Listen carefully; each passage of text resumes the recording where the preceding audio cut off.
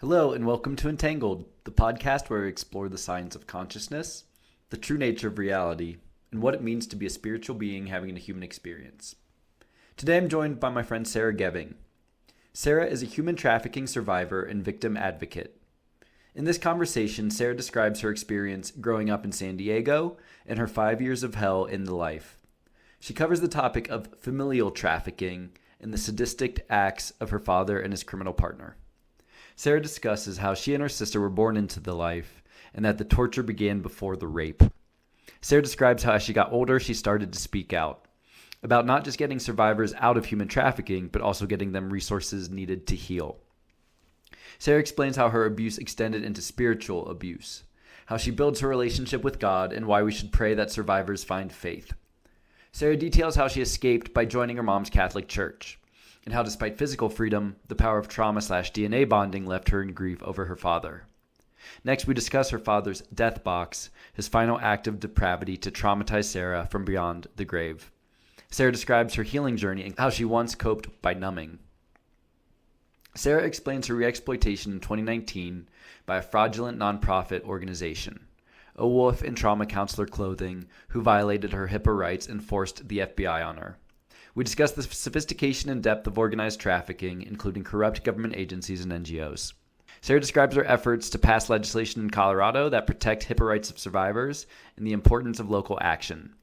We discuss the need to elect good district attorneys at all who uphold the law, rather than those who succumb to compromise and corruption. We also discuss the need for anti-trafficking oversight and that evil happens in the dark. Next, we consider the 2024 presidential election. We consider why Sarah switched support from Donald Trump to Robert F. Kennedy Jr., with due credit to President Trump's human trafficking successes.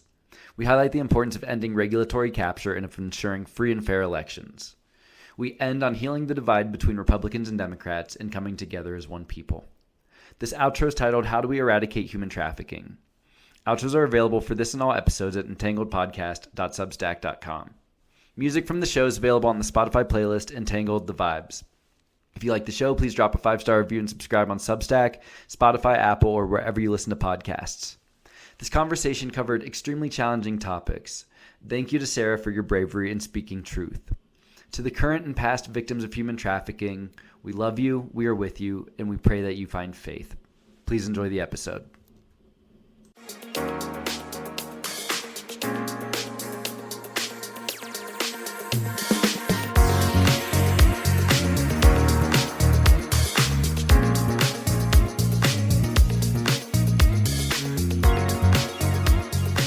So good evening, everyone, and welcome to the latest episode of Entangled. I'm very excited tonight to be joined by my friend Sarah Geving. Sarah, how are you tonight? I'm great. How are you? Doing great, thank you. Really appreciate you coming on, and I know this is going to be a more challenging discussion, but I think it's a topic that it's good that more folks are shining light on the reality of human trafficking and helping other survivors to be able to come forward and tell their stories.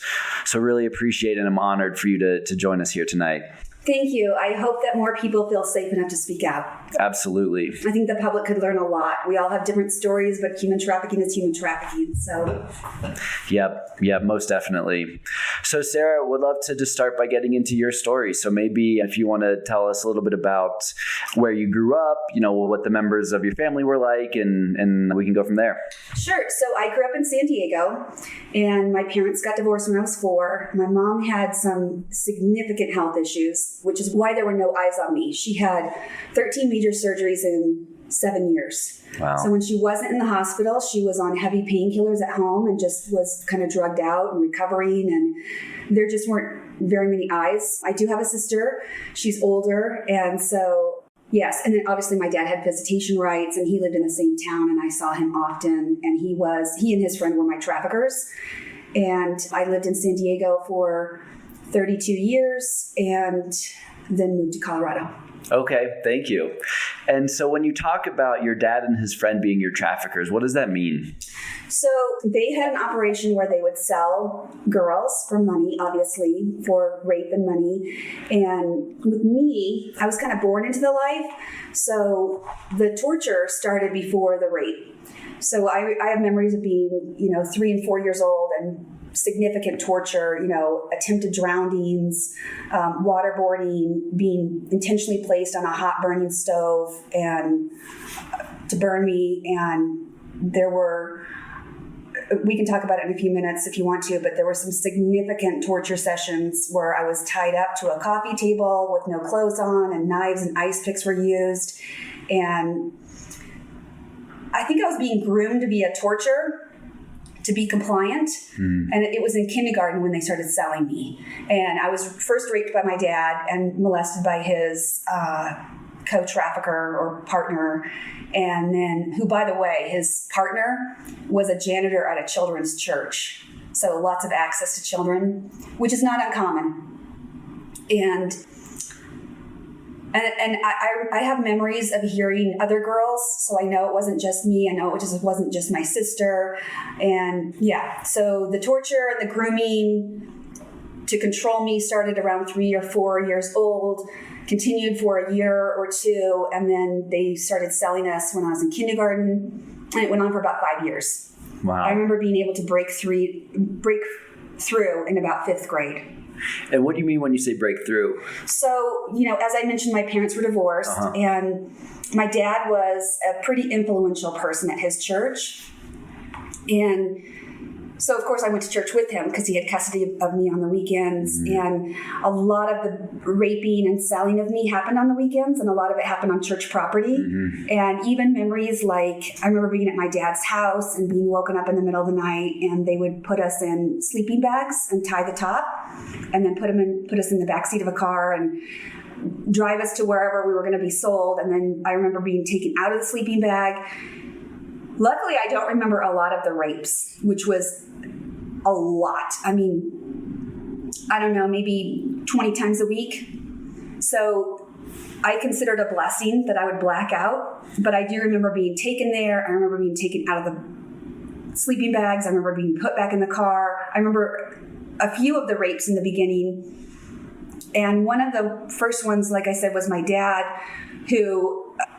It wasn't just a physical act of violent rape.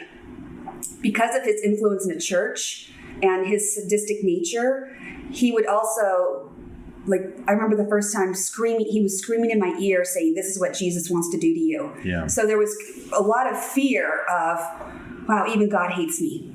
Nothing's ever safe. I'm not safe. And so it started with those two, my dad and his friend, and then through their associations, they found other buyers and people who were interested, pedophiles who were interested in, the media likes to call it having sex with a minor, but it's really not. Minors can never consent. And there's no such thing as childhood prostitution because children can't consent, but it is definitely child rape.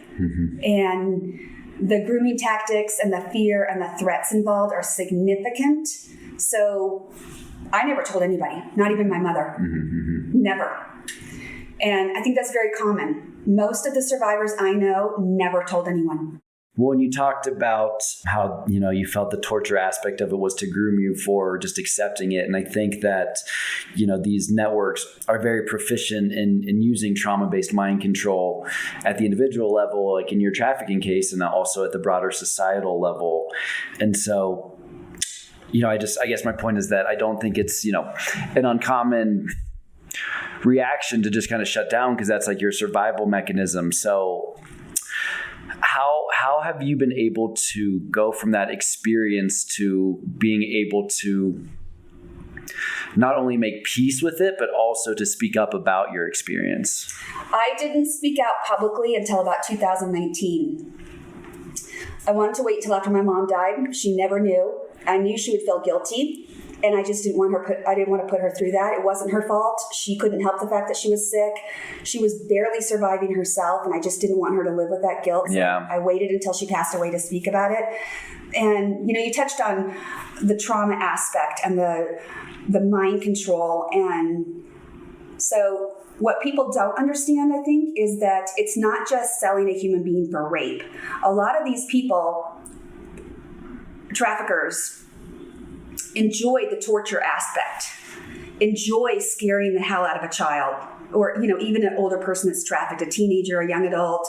And that can be very difficult because, as I mentioned, when they put me on top of the stove and would burn me, I remember the first time it happened just screaming because of not just the physical pain, but the horror of seeing my dad intentionally place me on a stovetop and laughing when I would scream in pain.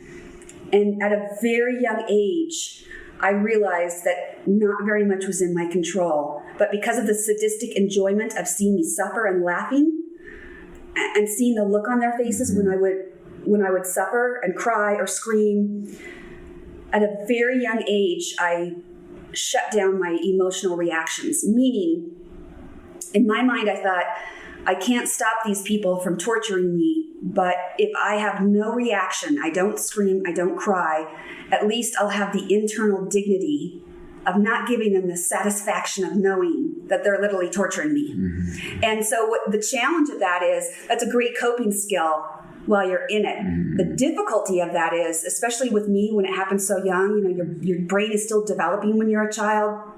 So now you're an adult and you want human connection.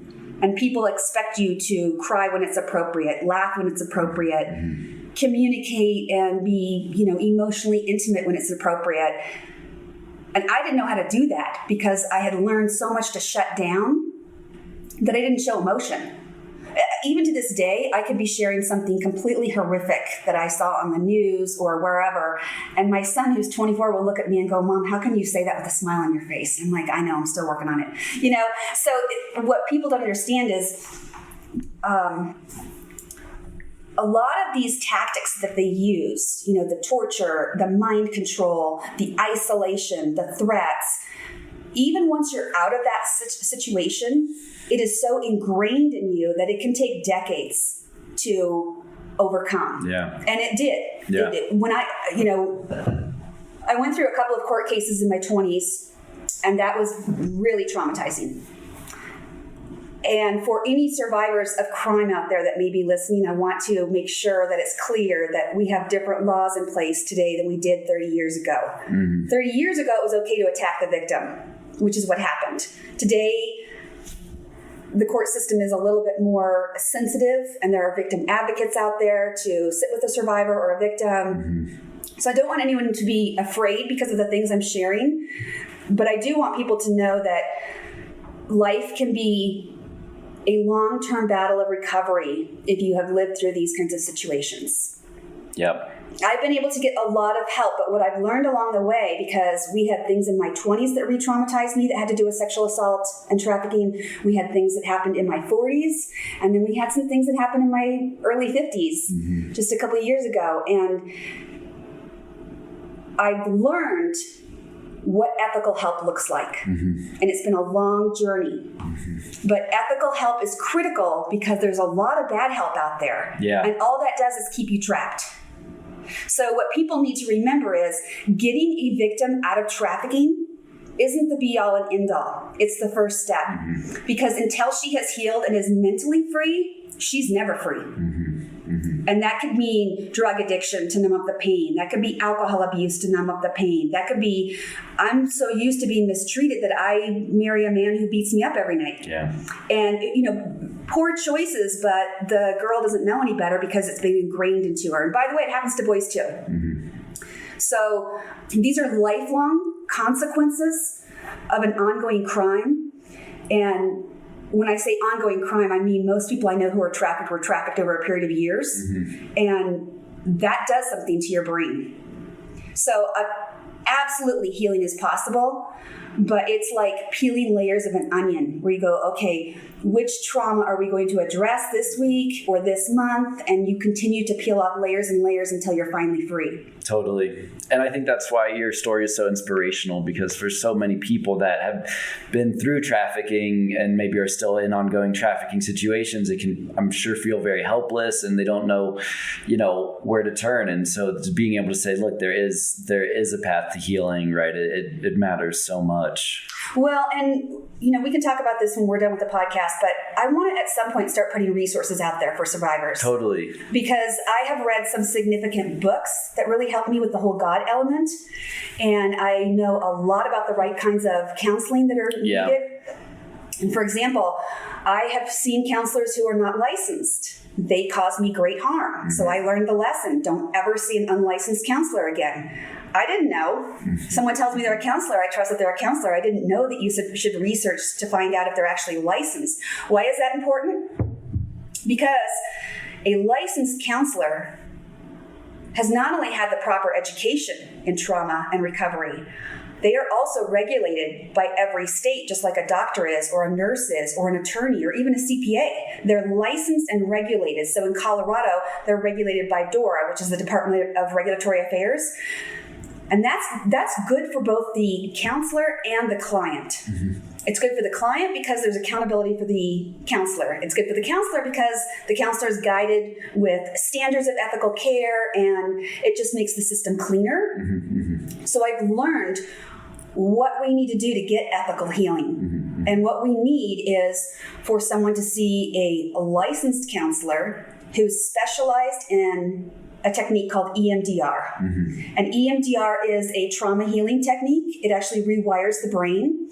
So, and we can talk about this more if you have questions, but so for example, in my case, when I do EMDR on specific memories, the memory is healed, meaning the pain associated with the memory goes away. Mm-hmm. I'm no longer living in fear because of that specific memory, mm-hmm. but you still have the memories. Like, you can hear me talk about it on this podcast. I'm just not having a panic attack anymore. So I really want people to know that not only is healing possible, but there are ethical healing options. And I believe that it should be twofold. You need great mental health help, and more than likely, you probably need some kind of prayer or God help, mm-hmm. because for me, that's been a huge part of my healing story. And in my case, yes, there was spiritual abuse, mm-hmm. but even if there wasn't, I'm sure there are many survivors out there who've gotten out of that situation and thought, where was God? Right. Clearly, he did not care about me because I was abandoned and tortured and hurt and raped. And, so it'd be very natural to have a God crisis after a crime like this. Yeah. So, and I can give you a couple names of books that have been helpful in my healing journey. There's also a book called The Body Keeps Score. I wondered, why have I been sick most of my life? Sick with migraines, sick with stomach aches, sure. Even as a child, because I never told, the trauma was still there. So, I'd be sold many, many times on the weekend and tortured on the weekend. And then I'd have to go to school at 7:30 in the morning on Monday and every other day that week. So how do you handle that? Well, for me, it was so traumatic and it was all bottled in that I would throw up at school. School was my safe place. Mm-hmm. School that had eyes on me. Mm-hmm. I had teachers who cared. There was a nurse who cared. And I had teachers who, although they didn't know I was being sold and trafficked, they did know I had a difficult home life, so they kind of kept eyes on me. Mm-hmm. And that's what I mean about how the body keeps the score. Maybe I didn't tell anybody, but my body was rejecting this terror and trauma by throwing up all the time. And then even as an adult, I've noticed the pattern. Whenever I'm highly triggered or highly stressed out or something traumatic happens, once again, it comes out in the form of stomach aches, throwing up, that kind of stuff.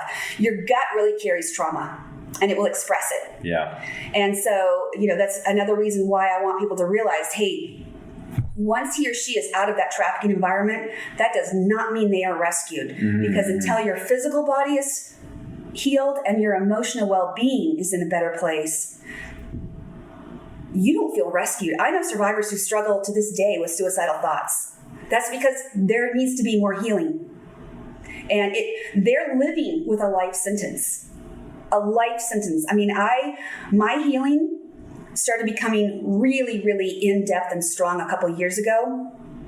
But the first 5 decades of my life, I struggled and I suffered in silence because I looked normal to the public, but I was secretly living with sleepless nights, panic attacks, flashbacks, all kinds of things, fears, complex PTSD. And so the rest of the world didn't necessarily know that I was suffering, but the trauma was there that I was living with on a daily basis. And I lived with that for 5 decades. There are people who've been prosecuted who don't spend 5 decades in jail. So we need to start having the laws catch up with this crime. And even if I had gotten help in my 20s, I don't know that if I had the kind of healing that I've had today.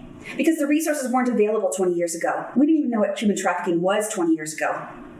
So this has been a journey of discovery for our nation and our nation's laws and the world, and the truth is starting to come out, but we have a long ways to go. Yeah. We definitely have a long ways to go.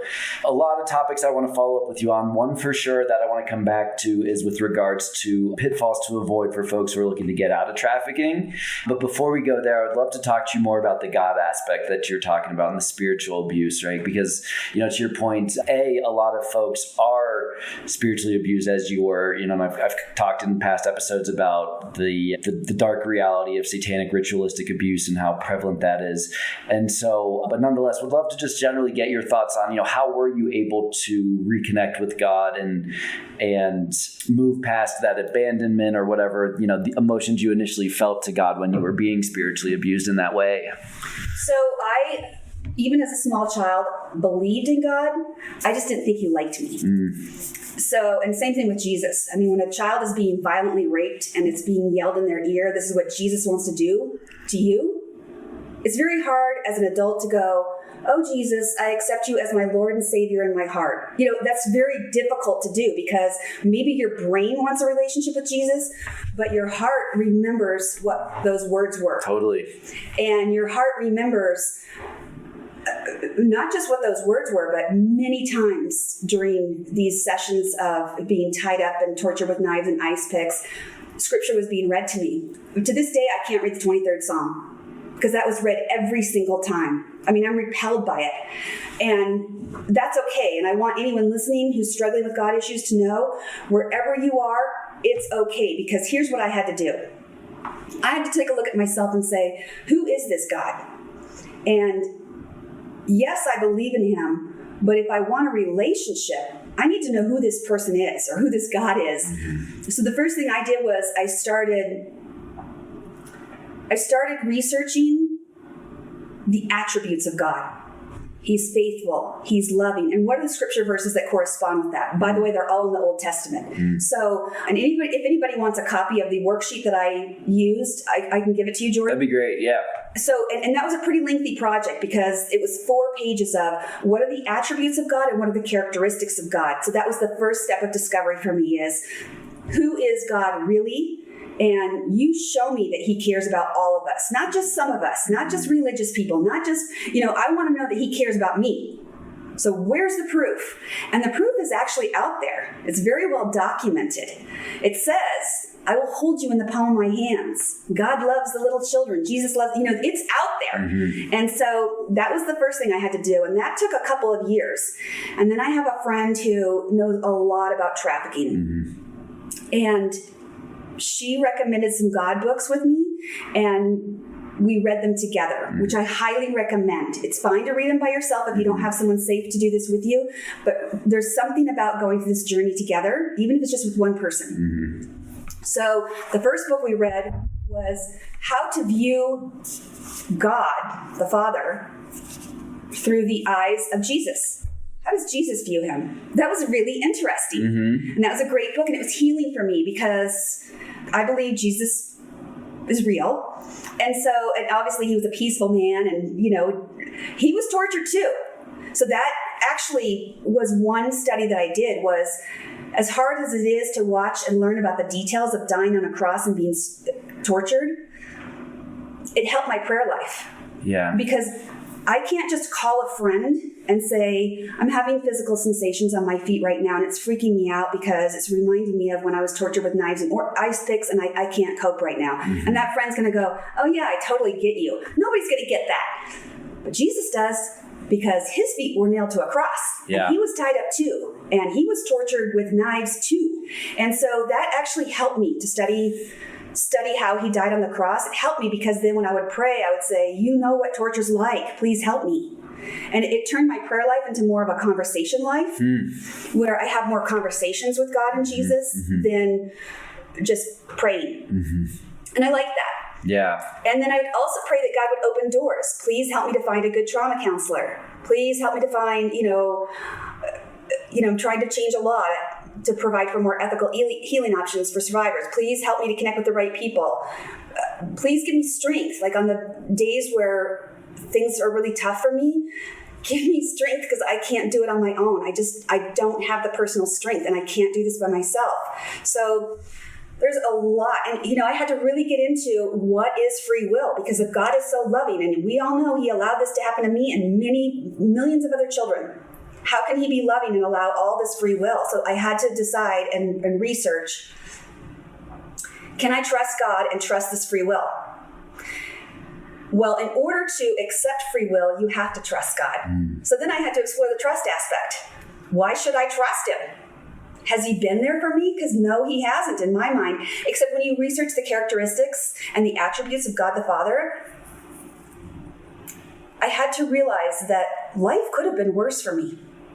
I mean, things could always be worse. And that's why I tell a lot of people when they say, what can I do for people who are still trapped in trafficking? I always say, pray for the victim's faith. Because if he or she has faith, they can at least pray to God while they're crying to get comfort. There's not a lot we can do with them until they're out. Oh, I forgot to tell you how I got out. We'll come back to it. Anyway, so the God aspect for me has been substantial. And by the way, I'm still doing God work. I'm reading a book right now on how big the soul is. And it's very interesting. It's very personal to me because it talks about how a soul is hurt. And one of the things it talks about is a soul can be hurt when the body of the soul is hurt. And it reminded me of my background because obviously I was hurt tremendously, physically and emotionally. And yet our souls are still intact. So that to me is proof of God also. Because we aren't just Homo sapiens walking around with a heart and a brain. I believe we actually all have souls. So how do you heal a soul? Well, I'm reading about that. And so it becomes a beautiful love story with God, but it doesn't come without work. Because you have to actually unbrainwash yourself and then re-brainwash yourself with the goodness. Have that conversation with the people who told me things about God and how much he hated me were liars. But it's one thing to know that intellectually, and it's another thing for that hurt, stuck child part that's still in you to accept that. So it is very much a process, and I would tell anybody who's going through that process, don't judge yourself because God does not judge you. God looks down, in my opinion, based on what I've read from the Bible and exploring all these issues so closely and intimately. God made our brains. He made our emotions. He knows what we're going through. So he's not going to sit back and judge us and say, if you don't say this prayer of acceptance right now, you're going to hell. I don't believe that. I believe we have a loving God. I believe he takes us where we are. I believe he'll walk with us. And, I could talk for hours about it. I love it. Well, I'm sure we'll come back to that topic, but would love to get into how you did escape trafficking. Yeah, sorry, I got off track with that a few minutes ago. So I was primarily with my mom, but my dad had a lot of access to me. And because my mom had so many surgeries, she got to know her doctors. And one of them was Catholic. And he was very kind to her. So one day she said, I don't know what religion you are, but whatever you are, I want to be. So what are you? And he said, I'm Catholic. And she said, great, sign me up. So she took the classes, and I'm still being trafficked on the weekends. And I'm watching her go to a different church and learn all these classes and whatever you do to become a Catholic. And it occurred to me, even though I was a very small child, this is my ticket out if I can somehow convince her that I should be Catholic too. Wow. And so it took me a year of, Mom, I want to be Catholic. I want to go to Mass with you. Please let me be Catholic. Please. And I didn't tell her, I need to be Catholic so I can get away from this bad church. Please help me, get me out. So it took a while to convince her because she was very afraid of my father. She was a victim of domestic violence, and she was terrified of him. So she didn't want to do or say anything that might encroach on his visitation time, which was the weekends. So it was hard for her. But basically, I didn't give up, and I eventually wore her down. And after about a year, she was like, okay, you can be Catholic. And one of the great things about the Catholic Church is they don't just have Mass on Sunday. They also have Mass on Saturday nights. So I started out going to Mass on Sundays with my mom. And then when I realized that they actually have 2 Saturday night services, I was like, hey, Mom, I need to be at Mass on Saturday nights too. Because I really am getting into this Catholic thing. So I kind of used it as an escape. And it worked eventually. And I stopped. Oh, and then when my dad found out that I was going to the Catholic Church, he hates Catholics. And so he was like, "You're dead to me." And on the one hand, the child part of me that has the DNA that still loved my dad was devastated. The other part of me was relieved because I was like, okay, a lot of this bad stuff is happening on your weekend time at your church. I can't stand the thought of ever going back. So although the Catholic Church didn't officially rescue me, it was an opening for me to get out of my current circumstances. Yeah. And then often when my mom was in the hospital, when she became Catholic, her priest really took her and I under his wing. He didn't know the full information. He just knew that we were poor and struggling, and he just really took a heart for helping sick people. And the truth is, he brought us groceries all the time. He kind of took me under his wing and treated me well. And whenever she had to go to the hospital after that, he would find Catholic homes for my sister and I to stay in, like foster homes. And we were always in good homes. So that helped too, because for once, there were eyes on me. There was a mom who could see when I was isolating or when I was crying. Yeah. And there was comfort for the first time. I didn't always respond very well to it because it was foreign to me. Sure. And I was very uncomfortable being comforted. So I would just really like hide in the closet or close my bedroom door and not talk to anybody. But they did their best. Yeah. Wow. And so then at what point did you move to Colorado, and did your father stay behind in California? He did. Uh-huh. So I was in 1999, I moved to Colorado with my then husband. So how old would you have been then? I was 32.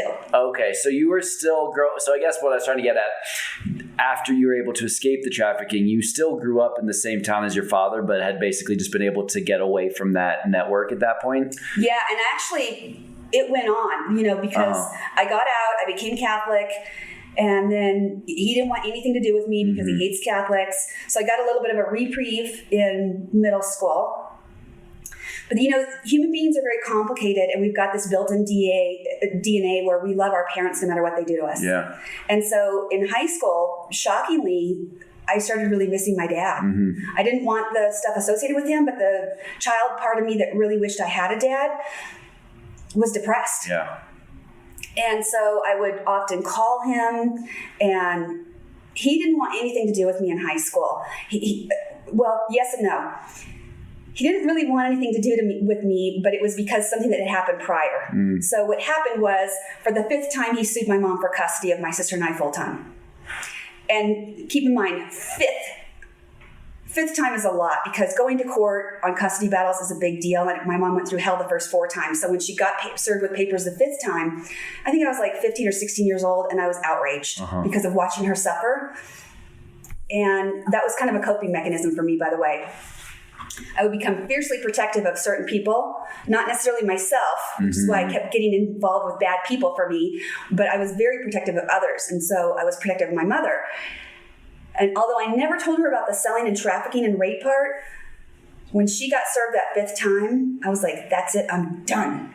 You let me speak to that judge. I'm going to speak out. I'm going to tell him that Dad allowed men to molest us. And I wrote a letter to the judge. And we showed up to court, and my dad's attorney approached us and said, we would like to settle out of court, and we're dropping everything. We're not going to pursue anything any further. Wow. So clearly he did not want this information coming out. And then when we got home that day, he called me and he said, you are for sure dead to me now, and I never want to. So it was a very, very depressing and difficult time during high school. And then in college, I reached out to him again. And in college, I actually confronted him at his church. And it didn't go very well. He ran from me and I chased him. But I still, it was during what I call the angry years. And he ended up getting away from me, and I never really got to finish confronting him. So we had an off and on relationship until I moved to Colorado. At one point, he reached out to me and wanted a relationship after I had children. I think he wanted probably access to my kids. And so we started emailing each other, and I was pretty good with keeping in touch by email because there are boundaries there. You can't see my kids. It's limited communication. And it just goes to show you how screwed up a person's brain is, because anybody listening to this would think, why in the world would you ever want to be in touch with someone like that? But it just shows you what trauma bonding is and how strong the DNA bond is. I don't believe Stockholm syndrome. Exactly. And that DNA bond is really, really strong. Yeah, and a lot of people, totally. it even is a stronger bond, I believe, than trauma bonding, because trauma bonding is Stockholm syndrome. But that DNA bond, you've all seen it. We hear stories of kids who come from horrific situations and they still want to go back to their parents. Mm-hmm. It's just the way we're wired. Mm-hmm. So that can be a challenge. But I finally found the strength to cut him off, even the emailing. Mm-hmm. And then he continued to torment me with the death box and everything that happened when he died.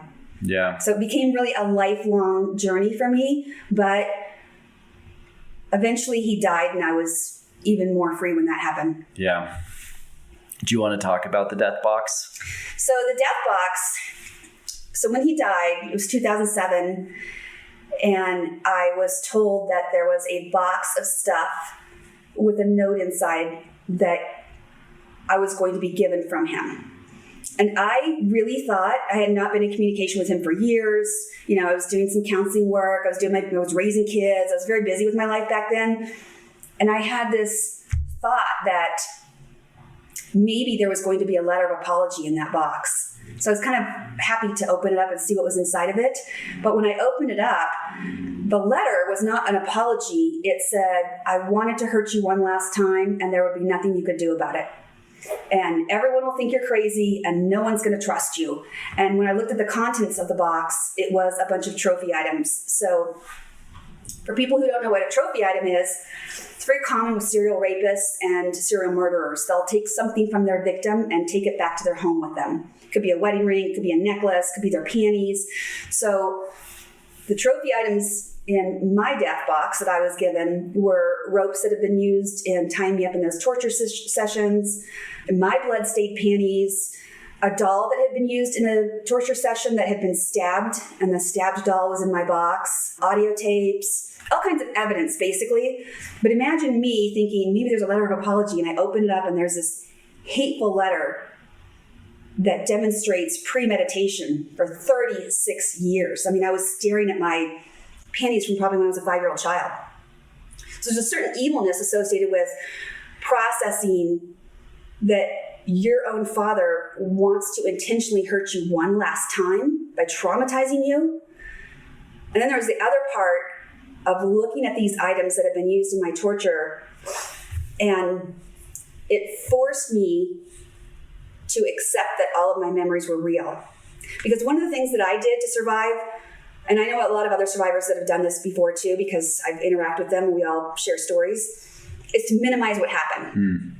So in my mind, I was like, okay, these memories are bad, but maybe they're not quite as bad because I was a small child. I was probably terrorized. Maybe my mind exaggerated, and I just kind of minimized the situation to cope. But when I started looking at ropes, knives, stabbed dolls, blood-stained panties from when I was 5 years old, just all the stuff in that box, the enormity of what I went through hit me. And I really struggled to cope during 2010. It was a very, very difficult time because the flashbacks came back, the nightmares came back. It was very, very challenging. Yeah. So how did you end up figuring out how to cope? Well, I went to my doctor and I told him what had happened. And he said, I'll get you some help for sure. Because I was like, I need help. I can't sleep. And I've got 3 little kids. And so he said, okay, I'm going to find the best trauma counselor in the Denver area. I was like, okay, great. So he did. And I went to her. Unfortunately, this was back in 2007, 2008. We still had not come very far when it comes to trauma counseling. Thankfully, we're better today, but we still weren't as a society in very good shape back in 2007. So I'm seeing this woman. She knows the background. She knows why I'm there. And, I'm a pretty small person. I'm 5'2". I weigh like 105 pounds. And I've always been that way. I'm just petite. So she said, I think the problem that we're dealing with you is that you're anorexic and you have an eating disorder. And I remember just sitting there listening to her thinking, you're the top trauma counselor in the Denver metro area. And instead of dealing with my trauma from being raped hundreds of times and tortured, You want to go for the easy out, which means I'm short and thin, so I must be anorexic. So I remember thinking, okay, this is just not going to work. We're going to treat something that is not even a legitimate problem I have. So I quit seeing her. I went back to my doctor and I said, that didn't work. Do you have any other ideas? That would fail. And he said, yes. Call the Rocky Mountain Torture Association or group or whatever. They're used to this. They'll help. I was like, great. So I go home. I call the Rocky Mountain Torture, whatever the nonprofit is. Hi, my doctor told me to call you. And they said, what country were you tortured in? I said, the United States of America. And they said, oh, we only help people from Sudan. So I was like, okay, I'm like going out on a limb here. Is there any help at all? So I went back to my doctor and I said, yeah, that didn't work either. So now what? Because I still can't sleep. I have 3 kids to raise. I'm barely functioning. And I wasn't suicidal, but I think he was afraid that I might be. And he was out of options. So he just decided to kind of do his best by providing massive amounts of medication. And I started taking sleeping medication, anti-anxiety medication. And by the way, it didn't work. I kept going back to him going, yeah, I still can't sleep. And he kept upping the dosage. So to get the dosage high enough so that I could actually sleep meant that I had like the feeling of a hangover the next day and I was always groggy. And so the price I paid for getting prescription drug help, because no other help was available, was that I had to live life always drugged and kind of numbed up. But I stayed like that until 2018. And then I woke up one day and I was like, I cannot take these. Actually, a pharmacist pulled me aside. My prescription was no longer available in my area when I went to pick it up, and I had to go to another area. And that pharmacist wasn't familiar with me. And she saw the dosage on the bottle, and I went to check out, and the checkout lady was like, yeah, the pharmacist isn't going to let you buy this until you talk to her. And the pharmacist came over to me and she said, for your size, this is a dosage that could potentially kill you. So I'll sign off on it this one last time, but I'm not filling it for you again. And when she said that, it hit me. And I started reading the side effects of these drugs. And a lot of the side effects were suicidal thoughts, could cause stomach problems, could cause anxiety problem. I mean, just really bad side effects, which, by the way, I had been living with. But I thought that they were things I was living with because I was living in a constant state of complex PTSD. But I thought, even if these drugs are in a small way affecting me, I'm going off all of them. I'm done. And I went off cold turkey, which I don't recommend. You're not supposed to do it that way. You could have a seizure or some other withdrawal side effects, so I don't recommend that. But I did it. It made me very sick, but eventually I got on the other side, and I just have never gone back. Wow. So him putting me on all those drugs helped get me through the time. Prescription drugs can help you cope, but they're not a cure. So it basically just suppressed and numbed up all the pain. And then when I was re-exploited in 2019, a couple of years after that, I made the decision to really go hard on finding significant help. And that's where I learned about EMDR and what that means, how it works, how it rewires your brain, how it can heal. So that took me down a different road completely. Yeah, that's great. And talk to us about that time in 2019 when you were re-exploited. So in 2019, I was actually at a pretty strong place mentally. My kids were getting older. I was off those prescription drugs. I was just kind of finding my way in life and feeling like I wanted to start helping other people. And I saw a post on Facebook about this anti-trafficking organization. And I was like, oh, this is the perfect fit for me. I'll help other people. I know how it feels. So I called them and I was speaking to the founder, and once she found out that I was like, how can I help? What can I do to volunteer? And when she found out that I'm actually a survivor, she started peppering me with questions about my actual trafficking story. Not questions like you and I are having, but very specific questions of give me their first and last names and detailed questions about the traffickers. And then she started selling me on the idea that she was an expert and that she knows how to get past flashbacks and insomnia and phantom pain that people might have because of, physical effects and all kinds of other side effects that I live with. Yeah. And I had really accepted these side effects at that point in my life. Kind of like if you see someone who has been paralyzed and they're in a wheelchair. Yeah, their brain still works, and in some cases, hopefully their arms do too, but they can't walk. But in order to get to a place of peace and happiness, at some point they have to accept that and say, this is how life is. I'm in a wheelchair and I'm never going to walk. So they have to, I mean, by the way, I really admire these people. They have to get to a place where they come to grips with it and they come at peace with it and they still go on to lead happy, great lives, right? Mm-hmm. So that was kind of the mentality that I had. I was like, okay, this is just a disability or hurtful situation that I'm probably going to live with the rest of my life, but I'm going to choose to move on anyway. Mm-hmm. So anyway, this woman was like, oh no, that's not true at all. I'm the best there is. I've got all this experience. And so I took the bait and I was like, gee, what would life be like to live without these side effects? And she's an expert. This could be the best blessing of my life. So I started seeing her as a counselor. And I quickly found out that she was not a trauma counselor. She had completely and fraudulently misrepresented herself. And to take it a step further, she had learned intimate parts of my story in these counseling sessions. And she also violated my HIPAA rights by Googling my traffickers. So that she had intimate details of my personal life. Then she Googled, which is a HIPAA violation, by the way. You can't do that. If you go to a counselor for help, they can't Google the abusive people in your life. And so it's against the law. It's a federal law. You can't do that. So anyway, she did and started sharing the story with others. And it led to, one of the people she shared it with was the FBI, even though there was zero crime going on. There was no reason to share it with the FBI. But the FBI has to follow up on any tips that are called in. So I ended up having 5 interviews with the FBI over nothing. It was horrifically traumatizing. And that's when I really, really went down mentally. I went to a very dark place.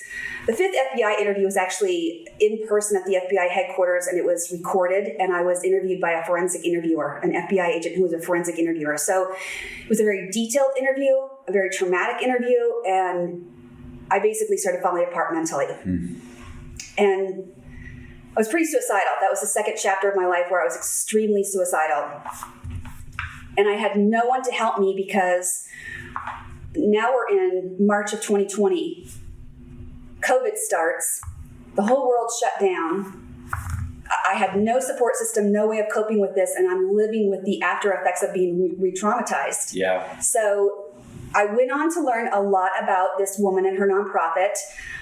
They fraudulently represent themselves to gain clients. My HIPAA rights were violated more than 6 times, and if I really added it up, it'd probably be more than 10. But once I got past the suicidal part and I got help, the stronger I got, the more I thought I need to tell people about this woman and her nonprofit, because even Channel 9 News had done a positive story on this woman because she's so good at self-marketing. Who doesn't want to support someone who claims to be an expert at helping sex trafficking survivors, right? Everyone's going to jump on board and think that's the greatest thing ever. This woman is a savior, not knowing she's a fraudulent, horrible human being who hurts people. So I decided I was going to start speaking out about it. And when I started speaking out, I did initially on Instagram. And when I did, other survivors started filling up my inbox with stories like, hey, something similar happened to me, and I live in Florida, Idaho, Alaska, Utah, California. So I realized we had a systemic problem with anti-trafficking organizations. And the reason we had a systemic problem is because there are 0 qualifications required to get into this field. Most people don't know that. These people are not experts. These people don't even have a bachelor's degree in psychology. So you've got an average person with no training about mental health or trauma or complex PTSD or dissociation or any of these very difficult mental challenges now claiming to be experts and claiming to help when in fact it is not helpful to have your picture posted on Facebook and be identified as a client. That is it's a betrayal and it's traumatizing. And if a mental health counselor acted that way, they could lose their license. And so that's when I realized, hey, this is not just about me. I'm not the only person who's been hurt here. We have a systemic problem. We need to fix this. And when HIPAA laws were created in 1996, human trafficking organizations, anti-human trafficking organizations were not around yet. So that law doesn't cover anti-trafficking organizations. That needs to be fixed because we're dealing with clients who've been traumatized, clients who live with a lot of complex mental health issues. There's no training required, no ethics or oversight in this area whatsoever. There's no DORA oversight, no government oversight, nothing. You don't have to be licensed. You're in a field of trauma mental health, but you don't have to have any qualifications or oversight whatsoever. Well, that in and of itself is going to logically lend to bad actors. Now factor in there's no privacy laws.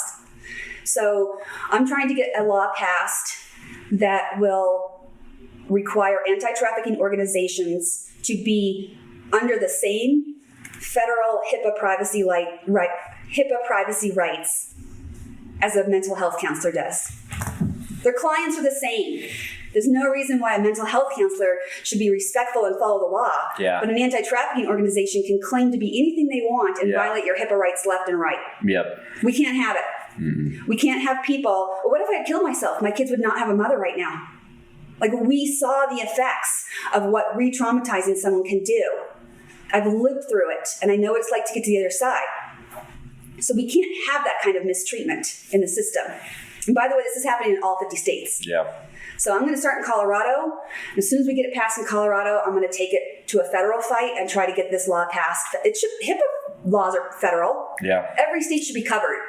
So, but one step at a time. Totally. I love it. Well, I want to come back to how that process has played out as you've been working to get the law passed, which is such an amazing initiative. Before we get back to that, though, I would love to ask a little bit more about just the organized nature and depth of the human trafficking enterprise, because you touched on a couple of things there when you were talking about your re-exploitation, and at the risk of sounding like a conspiracy theorist, it sounds to me like, as you talk about how similar your story was to other folks in other states, and how it reads to me that at least certain anti-trafficking organizations have not only been deeply compromised themselves, it also sounds like they're working in conjunction with elements of our intelligence agencies, at least the FBI, and intimidating survivors of human trafficking. Do you think that I sound like a nut bin for saying that, or is there any credence to that possibility? I think you sound like you've done your reading. So what a lot of people don't realize, we hear the stories about the Epstein folks. These are all very, very high-level world leaders, politicians, potentially celebrities, the elite. What the average person doesn't realize is that even a low-level trafficker is very sophisticated. These are very sophisticated people. These are people who have learned how to likely launder money. These are people who have learned to fly under the radar. There could be a sex trafficking situation going on next door, and you might not know about it. That's how sophisticated these traffickers are. That's why they use torture. That's why they use threats. That's why they use coercion. They cannot take the risk that you as a victim are ever going to speak up. And I'm going to share a story about that just to tell you how significant these threats are. And then I'll go back to how sophisticated these traffickers are. So I remember as a small child having a knife put to my throat and being told to open my mouth. And when I did, they put the knife inside my mouth, moved it around so I could feel how sharp it was. And then he said, if you ever tell anybody what's going on here, I will cut your tongue out. And I believed it. And that terror stayed with me. So when these are the kinds of tactics being used to silence someone, you're going to get 100% compliance. And you're going to get 100% silence. But that speaks to how sophisticated these traffickers are. I mean, you can't just go to a community college and take a class in mind control, yet somehow these people are very, very good at it. These are smart people. And the reason they're smart is because this is a $1 trillion business globally. There's a lot of money to be made. And when someone is selling drugs, they have to get more drugs in order to sell them and get more money. When you sell a human being, you can sell her or him. It happens to boys too. You can sell them over and over and over again. So you're in a better position to make money than a drug trafficker, because the drug trafficker has to constantly find a source for new drugs. The human trafficker, you can get a lot of mileage and money out of selling one human being, especially when you've worn her or him down to a dehumanized state. And I remember as a child thinking many times, I'm not a person. In fact, a lot of times during torture sessions, that was my way of coping. I would just close my eyes and go, I'm not a person, I'm not a person, I'm not a person. And it somehow like helped me get through. I don't know what I thought I was, a robot or whatever, but it's very difficult. And so back to how sophisticated these traffickers can be. There are extremely sophisticated organizations in Washington, D.C. They've got a whole blackmail system there. This is very well documented if people want to look into it. This is why character and a strong character and commitment to integrity is so important when we go to elect people, because once they go to Washington, D.C., they're going to be asked to go to a bar for some drinks to talk about the latest bill that's on the table. And once they have a few drinks and you're loosened up and maybe a little tipsy, you're going to have some really sexy woman walk up to you and ask if you want to go to the hotel room upstairs and have a few more drinks and a good time. What that congressperson doesn't know is that that hotel room is camered up with video and audio footage. And once that guy, after a couple drinks, makes a mistake, he will be blackmailed forever. Blackmail. It's rampant in DC. It's rampant in other areas too.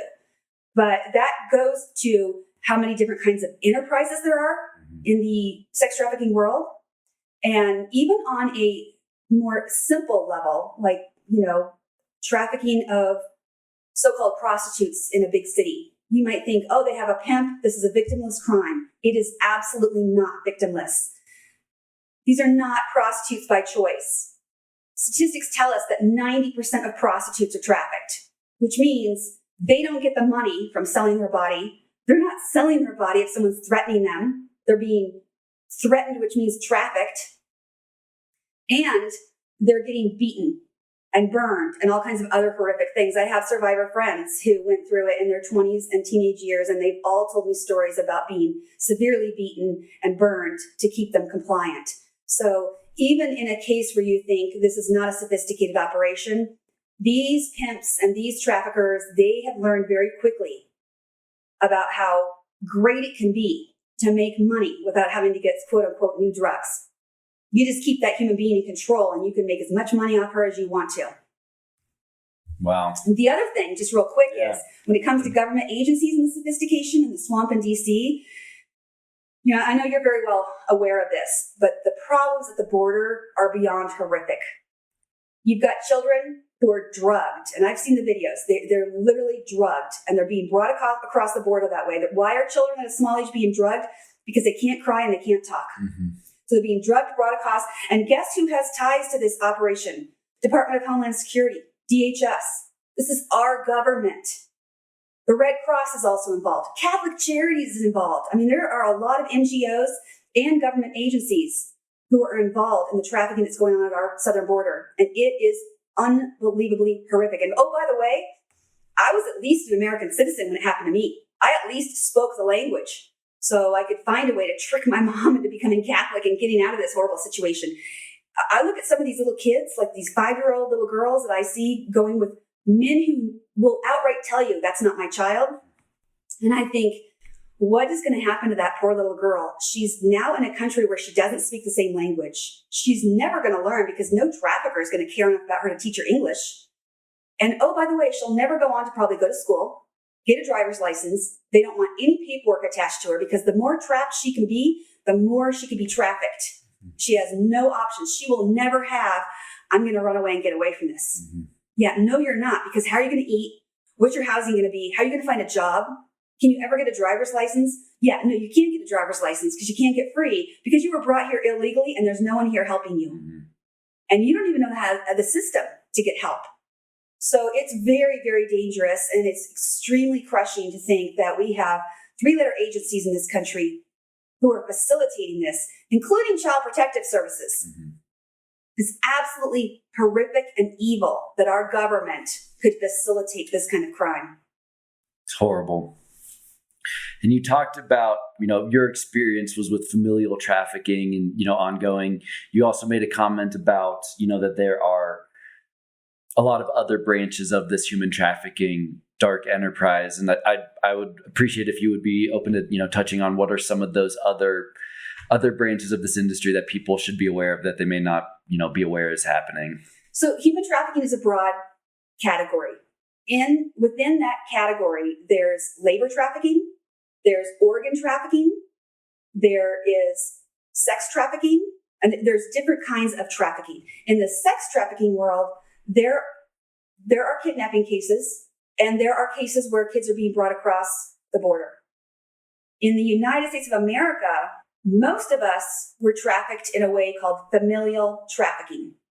What that means is we're familiar with the person who's selling us. We're familiar with the person who's beating us, controlling us, torturing us. We know who they are, whether it's a father, an uncle, a neighbor, a grandfather, a boyfriend. I know of adult survivors whose husbands drugged them and sold their bodies in their own bedrooms, by the way. So their husband is a trafficker. So it means we know who's trafficking us. And it's called familial trafficking. That is extremely hard to detect because the victim has oftentimes been drugged. And even in a case like mine where I wasn't drugged, the threats are so heavy that you're just not going to speak. So it's very hard to detect. And by the way, if you saw pictures of me, and Jordan's going to put some up, you would have never looked at me and said, and by the way, I had next door neighbors. None of them probably ever looked at me and said, oh, that girl in the little red dress, she's probably being sold and raped on the weekends. It just doesn't happen. But it happens underneath the radar. Mm-hmm. And the reason because it's so hard to detect, it can go on for years, which is what happened with me. Yeah. 5 years. The average person who's a victim of this crime is trafficked for 7 years. That's thousands of times of being raped. Thousands. And people need to really stop and picture right now a helpless small child being raped thousands of times. Mm-hmm. And I remember this terrible, terrible video of this poor Venezuelan woman that came across the border. And, there's also a lot of rape that happens at the border, as I'm sure you know. And she had been raped 5 times and she was crying, of course. And she was saying, how do I survive this? I was raped 5 times and my heart just broke for her. And I thought, I kind of want people to see her voice because you can see the terror and the impact of what happened. Now imagine being raped 1,000 times or 2,000 times. So this is a crime that is not very well portrayed in the media and is not very well explained. I mean, think about the headlines that you hear about. Underage girls having sex. There was one ridiculous headline I heard recently, because Bill Clinton's name was in these Epstein files, and people were making comments like, oh, well, the underage girl who had sexual intercourse with him. And I'm thinking, okay, first of all, underage girls don't have intercourse with a 45-year-old man. Mm-hmm. It's called statutory rape. And when she's threatened, at best, mm-hmm. when she's threatened and coerced and beaten, now it's trafficking. Yeah. So if the media, I call it rape trafficking for a reason. Any use of the word sex minimizes this crime. Sex happens between 2 adults and it's consensual. Anything less than that, it's not sex. So if people could hear terms like sex slave, sex worker, she's not a sex worker. She's a rape victim. Mm-hmm. But even non-mainstream media sources that I follow on Twitter or X fall into the same trap of using terms that sound not quite as bad. Mm-hmm. The truth is there's no such thing as an undergirl having sex with a 50-year-old man, and it's not trafficking or rape, mm-hmm. or both. Mm-hmm. But we don't hear people saying, 4 toddlers were freed from being rape trafficked. It's so horrific. I'm lucky in this sense. Yes, there were audio tapes of what happened to me.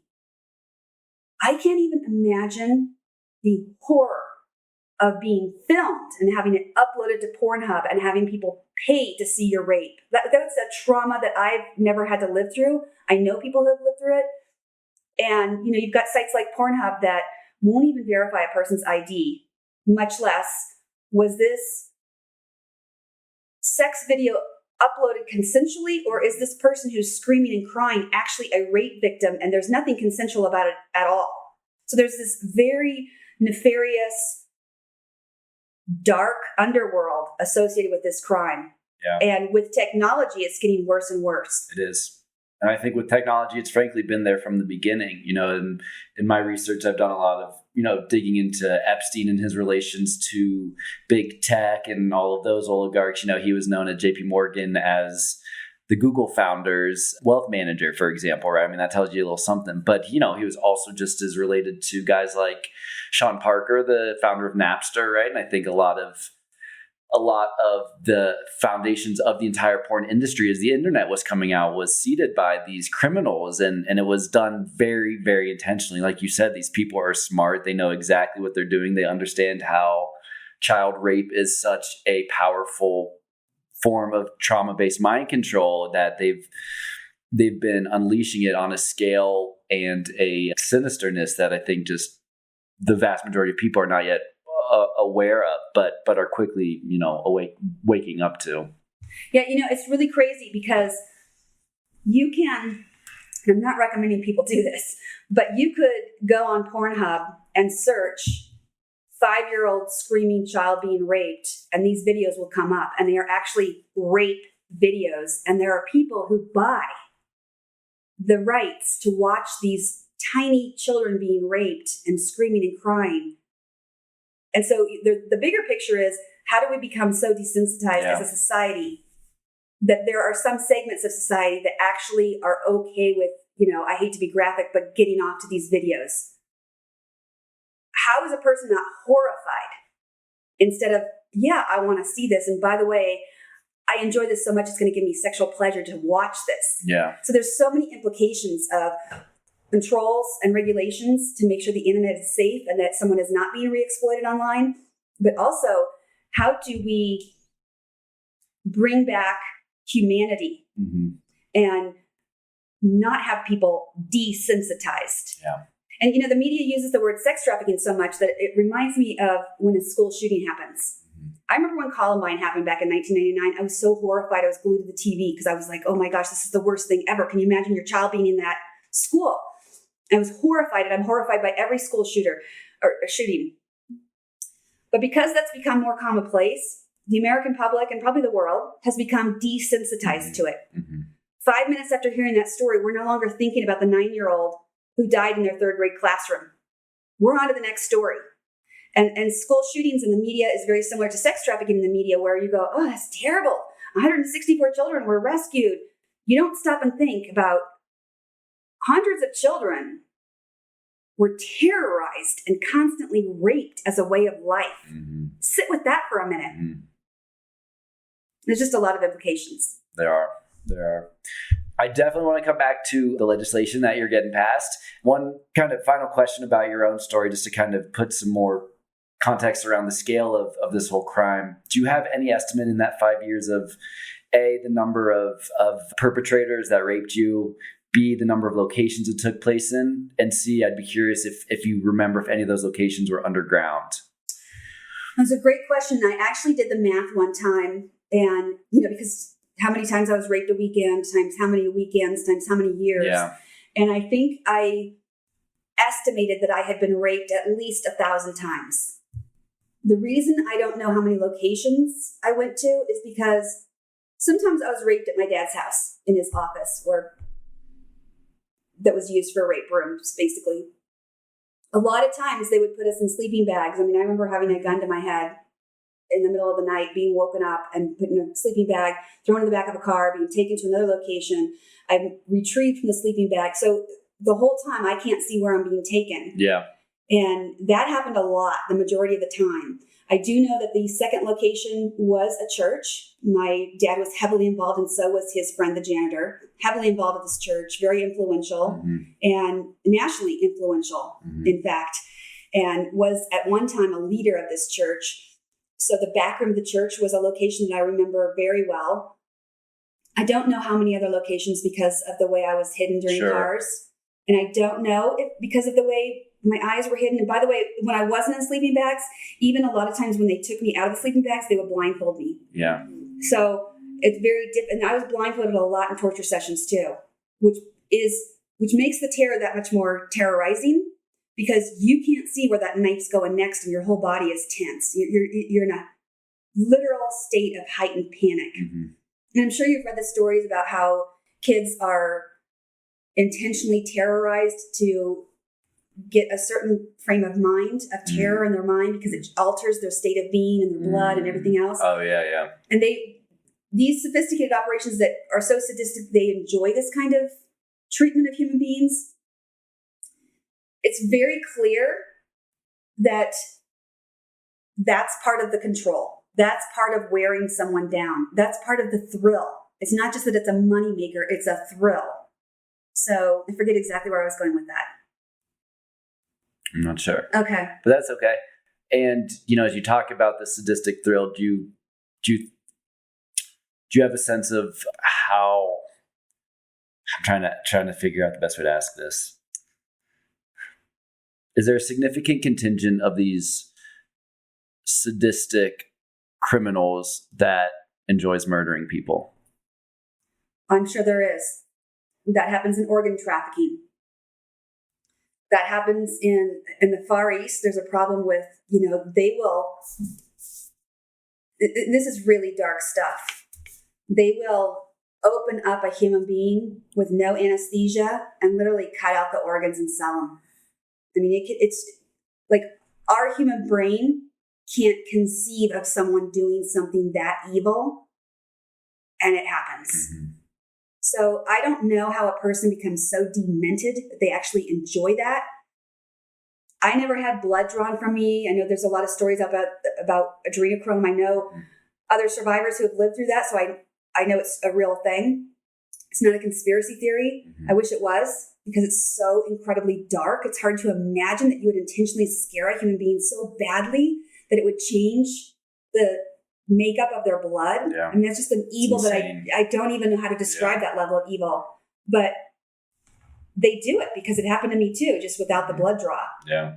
It was very clear. Like, I remember when I told you the story about how that was burned, and I learned to shut down and not have any reaction because I thought, I can't control that they're hurting me, but I can control that I'm screaming or crying. So I'm going to have no reaction. That was my only way of controlling any element of human dignity. Mm-hmm. But it also made it a little bit tough for me because they kept trying to up their game and make things worse and worse and worse to get a reaction out of me. So it was kind of a good and bad thing. Good that in my small little mind, I was like, okay, well, at least I didn't give them the satisfaction of knowing it was awful or that I cried or, So, but then it also made the torture worse. Mm-hmm. So it's just that these kinds of operations, whether it's a young woman in her 20s who's being trafficked by a pimp, or, a teenager who's been somehow sucked into it. Social media is a very, very bad place for teenagers who are lonely to be. Mm-hmm. Very easy to groom someone, and very easy for people to falsely misrepresent themselves, all kinds of things. And then you factor in the childhood aspect. So there's lots of different age groups involved in this crime. Mm-hmm. And I think people will be shocked to find out how easy it is to sell a human being, how dehumanizing it is, and the lifelong effects, but also that this could actually be happening right under your nose. Yeah. Literally next door to you. Yeah. Because keep in mind, I was someone's next door neighbor as a child. Yeah. And when you mentioned the thousands of different rapes that occurred in that period, do you have any idea of the number of different individuals that was? That's a great question. I do believe that it was different people because when I wasn't in sleeping bags, obviously, you can't be raped in a sleeping bag. But like I said, a lot of times I was blindfolded. And so when you lose one of your senses, mm-hmm. all the others become heightened. Mm-hmm. So I remember different men's smells, different men's cologne, different sounds, even if their face wasn't very well shaved, mm-hmm. feeling that stubble on my face or their breath. Mm-hmm. Believe it or not, your sense of smell and hearing are extremely heightened when you don't have the sense of sight. Mm-hmm. So the only way I can tell you that it was a lot of different kinds of people is because I remember the different smells. Mm-hmm. And I remember the different kinds of body types, even though thankfully I don't have memories of all the rapes. And like I said, probably one reason for that is because of being blindfolded, but one reason is because I would dissociate. Like I would have memories of floating at the top of a room, like by the ceiling, and watching it happen to my body. Mm-hmm. It's a survival mechanism that our brains can do. And I actually think it's a good thing, because people would go crazy if they had to live through it with no coping mechanism whatsoever. I don't know how you would do it.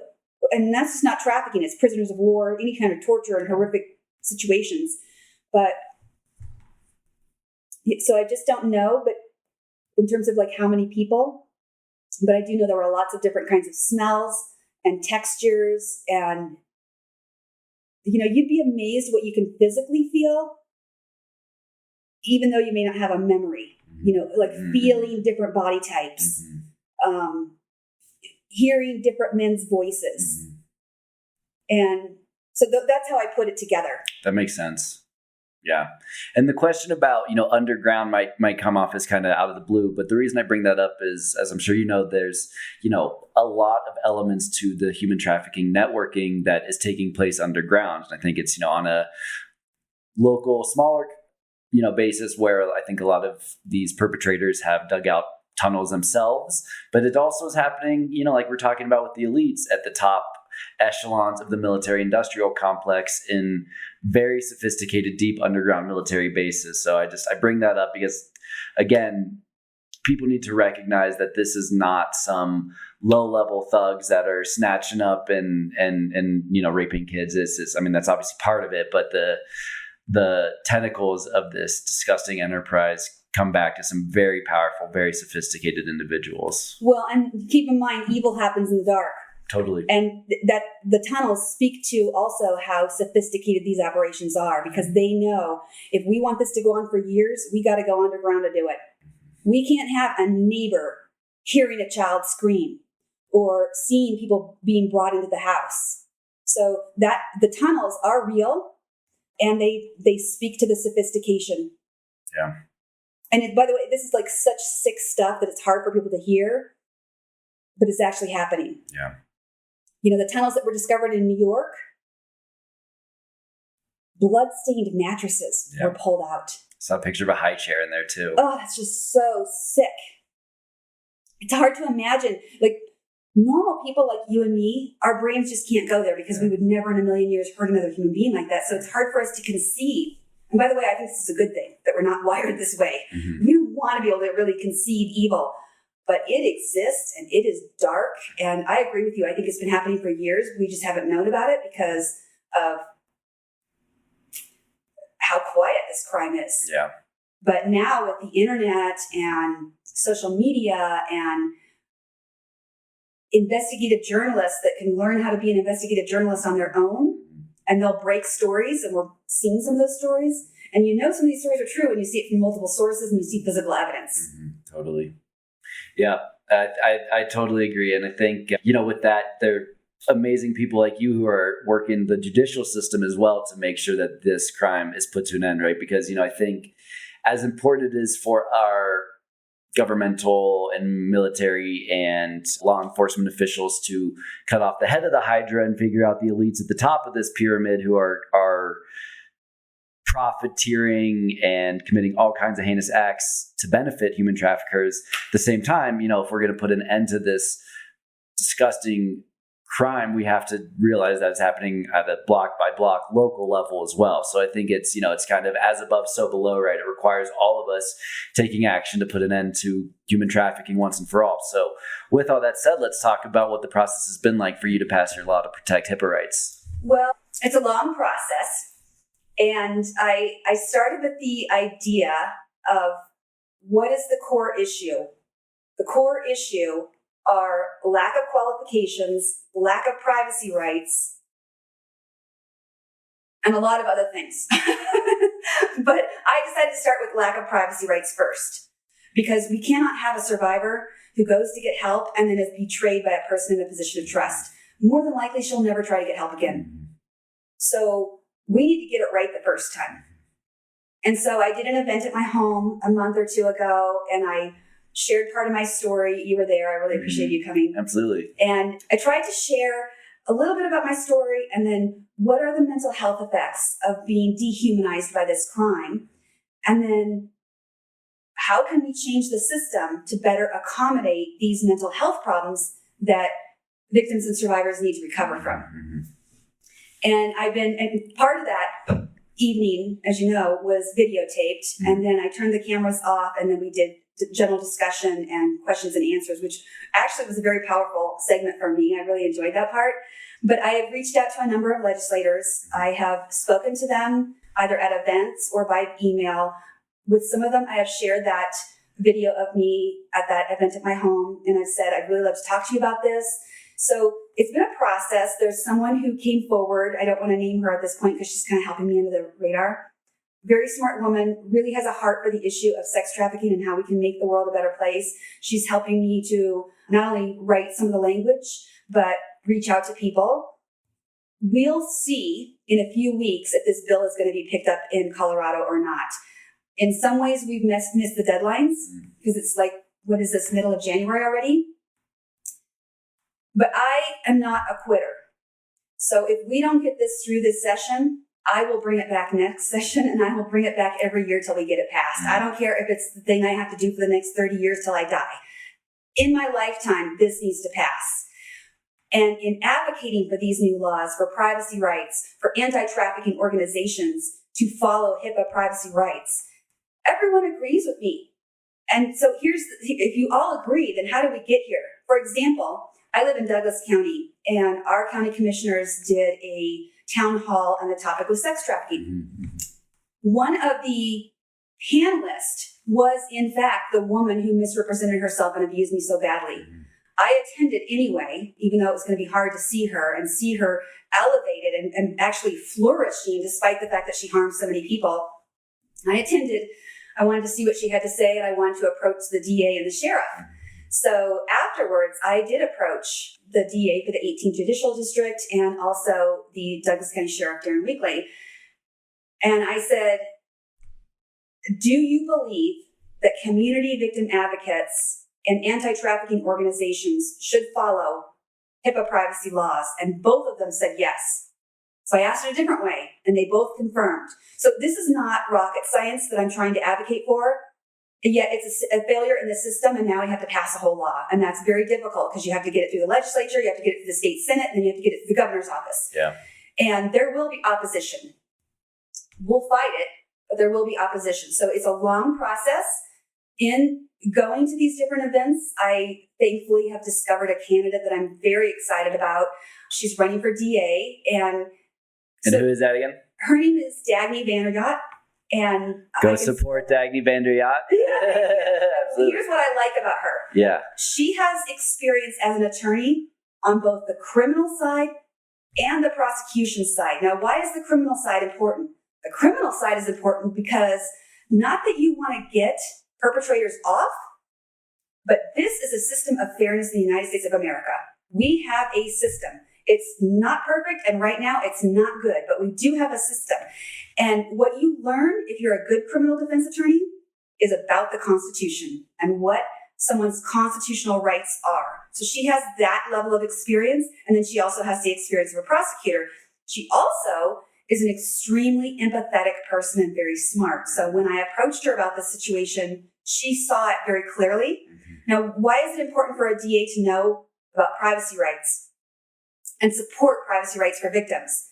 Because if that victim is going through a trial, a court trial, and she is betrayed, or he, she's not going to make a good witness because she's traumatized, or she'll quit and say, I'm done. I will not help. I'm not going through this again. So it's really, really important to have smart DAs who are highly committed to victims' rights. And Dagny is. And Dagny, I've had many conversations with her, and she is not just someone who talks the talk. I can tell from her career that she has walked the walk. And you know as well as I do, and your listeners do too, that we have problems in this country with Soros-funded DAs. We have problems in this country with a DA who gets elected and now gets to experience all the perks of being elected. You walk into a room, you're automatically respected. You know, there's a lot of ego things involved with being an elected official, and that can sometimes erode integrity over time. We can't have that, which is why I believe candidates have to be vetted. And they need to be vetted for not just character, but for their level of integrity, and Dagny has.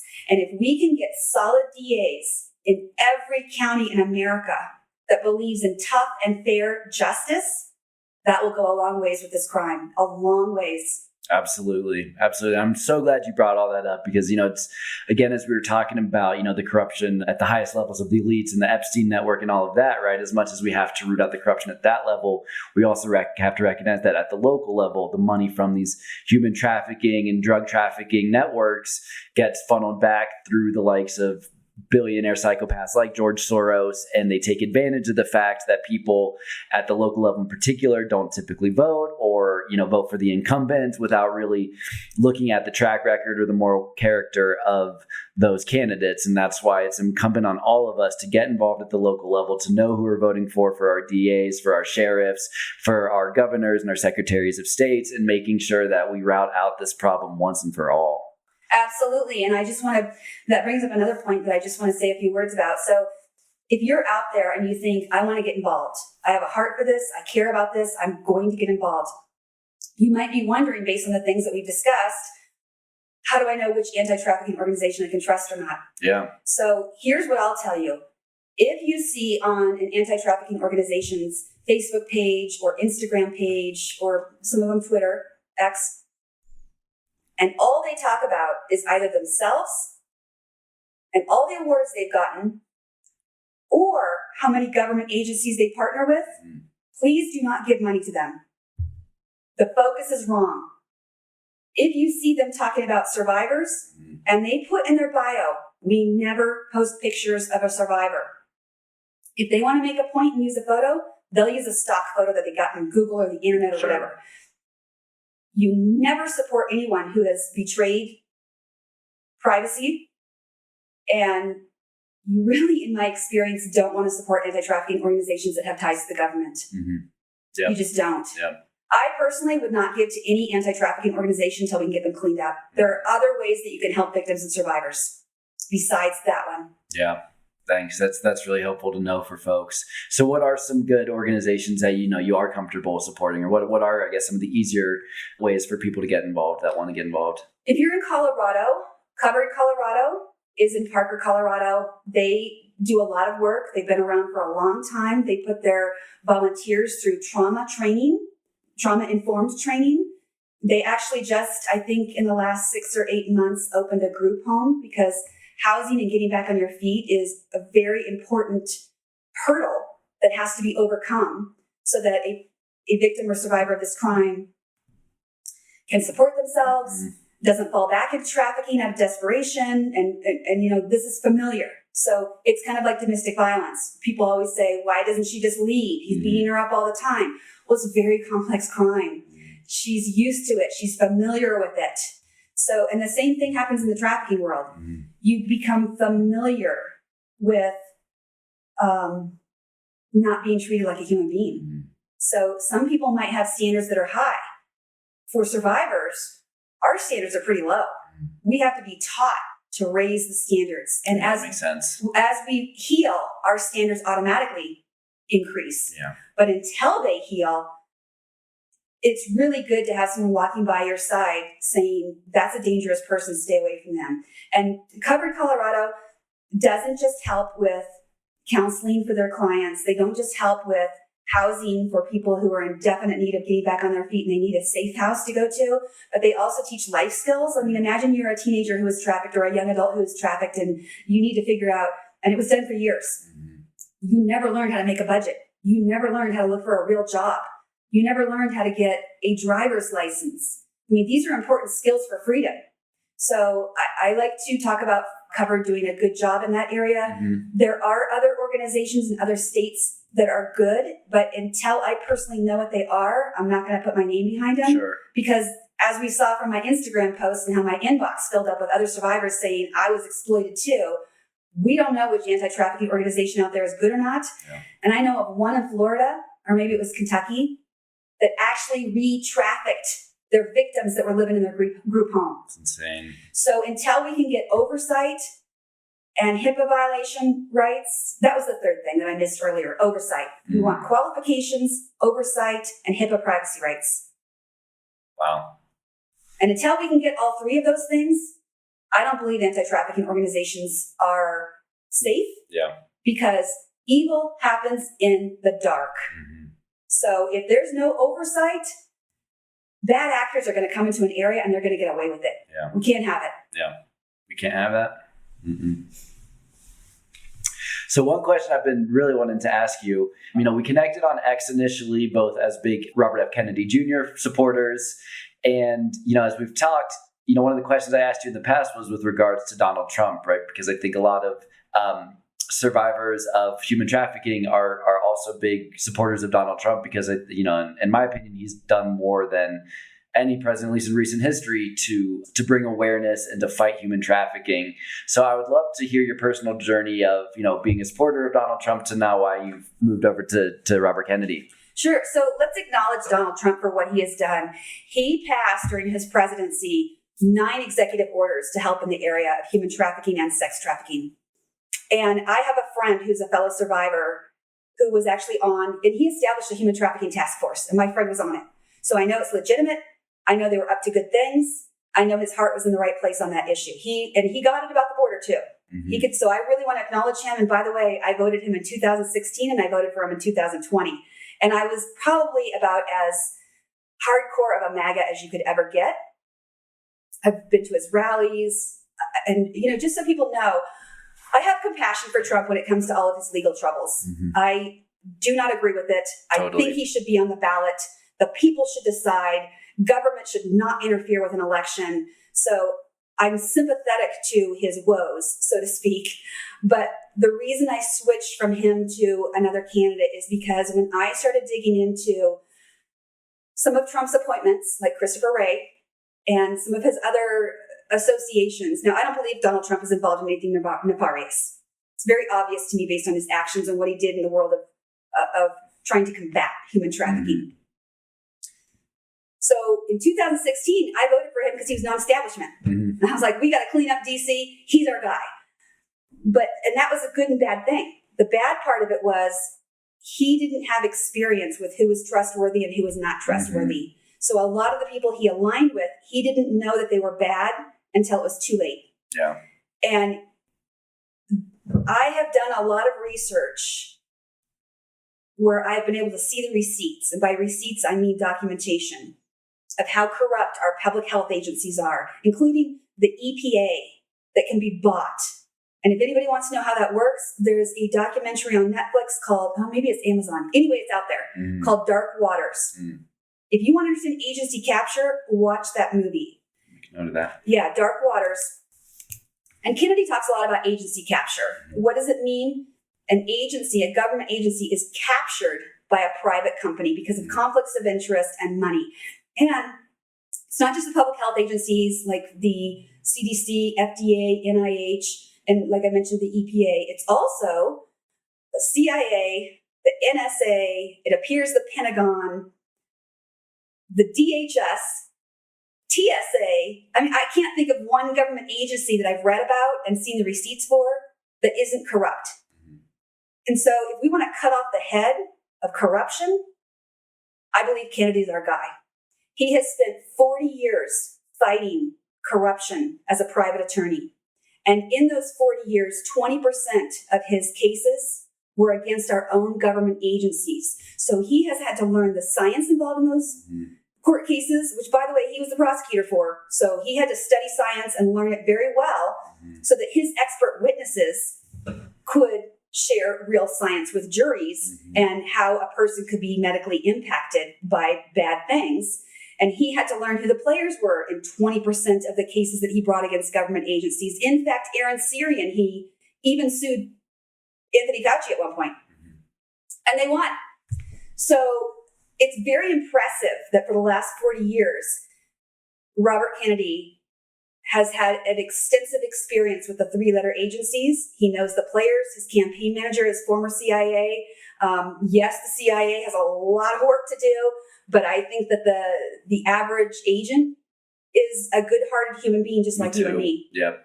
These are just the same with the FBI. The FBI agent on the street probably has a heart of gold. Yeah. But their bosses and their bosses' bosses have corrupted the whole agency. And we won't fix any of that if we don't fix the corruption of our government agencies.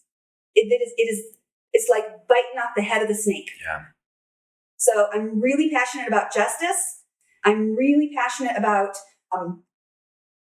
cleaning up corruption. And although I was with Trump before, so I voted for a businessman in 2016. I'm voting for an attorney in 2024. We need someone who understands constitutional law. Mm-hmm. And Kennedy does not have to rely on an advisor. Trump does. Mm-hmm. Trump's advisors have not been good to him in the past. Mm-hmm. So it's not that I'm necessarily anti-Trump. Sure. He just doesn't have the same level of experience when it comes to the government agencies that Kennedy does. Yeah. And so I just really feel like our country needs someone who understands the system on an intimate level, and they can look at these government agencies and say, you, directors of National Institute for Health and FDA, can no longer get royalties on vaccines from Pfizer. That's a corruption issue. It's a conflict of interest. And by the way, some of these people in public health agencies, do you know what a forever royalty is? Mm-mm. A forever royalty means you get those for the rest of your life. So let's say you, Jordan, are the head of one of the National Institute for Health agencies. You help get a patent or push a vaccine through for approval. You personally will get paid a royalty of $150,000 a year for the rest of your life. But what makes it forever is that as long as that drug is out there being sold to the public, when you die, your kids will get royalties. And when they die, insane. Their kids will get royalties. Oh my God. It's literally a forever royalty that's multi-generational. So how does that affect the decisions that our government officials are making for our public health? Mm-hmm. If I want an extra $150,000 for myself, my children, and my grandchildren, it will be very easy to be corrupted. Yeah. It takes a very strong person.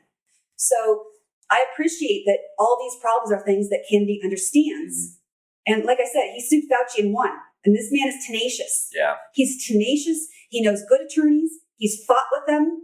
And those are the kind of people that we need to clean up, not only Washington, D.C., but internationally with these forever wars, what's happening in Ukraine. And by the way, you want to talk about tunnels?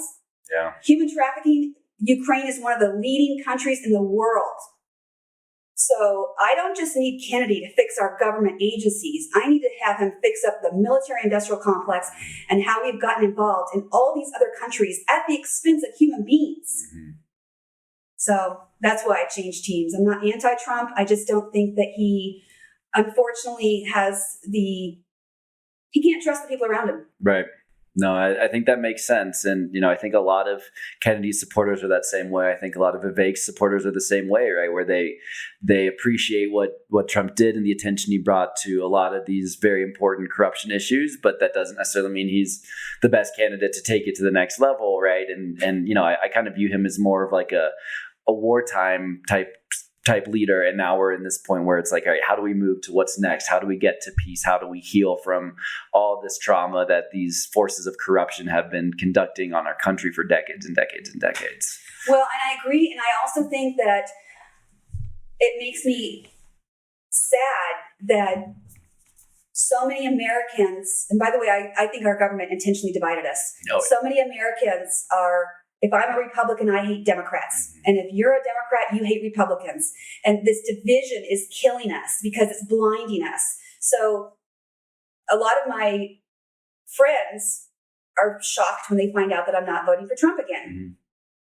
And they'll go, oh, Kennedy's just a Democrat. Who wants a Democrat? And I'm thinking, okay, first of all, he's not a Democrat. He's running as an independent. Secondly, he never was your average Democrat. Mm-hmm. And third, for all you Republicans out there, I'm going to ask that you stretch yourselves. And by that, I mean like really stretch big, because I had to, and I think it's important for us all to do. And I'm not trying to pick on Republicans here. It's just that I used to be one, so I get it. Mm. Human beings are human beings. And when I have friends that are Democrats, I focus on the issues we have in common. I have some very, very, very far left people who follow me on X, but the one thing we have in common is human rights and sex trafficking. Yeah.